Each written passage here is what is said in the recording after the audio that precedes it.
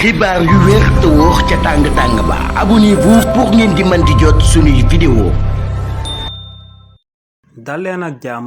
seen chaîne bi di Buzz 221 HD ki di Pape Abdoulaye Touré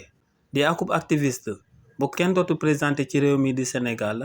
ci événement politique yi daan am ci réew mi di Sénégal dañ ko see jàppoon daal di ko ciy dóor ba daal di damm loxoom bi waaye itamit daal di ciy damm tànkam bi si li ni mel nag kooku di Pape Abdoulaye Touré dafa yàgga daal di wax que ne Pape Malick Ndour moom moo yónni woon ay nervi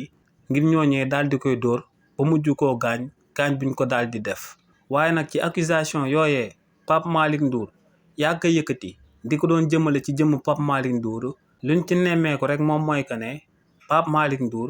du ci nangoo yëy du ci nangoo yàbbi même sax bu fekkee ne akub journaliste da ko cee posé question li ni mel moom moo sabab activiste bi di Pape Abdoulaye Touré daal di ci interpellé kookee di Pape Malick Ndour kii di Pape Abdoulaye Touré ne taxaw na fépp ci réewu Sénégal di yëkkati ay kàddoom di wax que ne Pape Malick Ndour moom moo envoyé ay nervi te nervi yooyu ñoom ñoo ko daal di torturer ba daal di koy gaañ waaye ne yemul ci li ni mel daal dinay porter plainte Pape Malick Ndour ci kanamu yoon waaye ne procédure bi dafa daal di yéex lool ne li ni mel moom moo sabab muy sàkku ci kookee di Pape Malick Ndour ngir kookee tamit daal di koy porter plainte ci kanamu yoon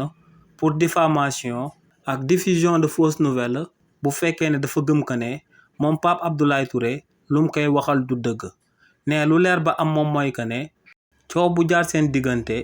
yoonu loi d'amnistie bokk ci ndax ne buñ sukkandikoo ci article 2 bu constitution ci réewu Sénégal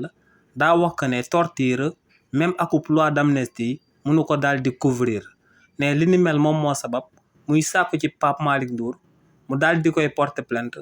bu ko defee moom plainte bu mu dugal ci kanamu yoon ñu daal di koy gën a activer seen mbir daal di gën a gaaw dëgg bi daal di leer ci bëtu sénégalais yépp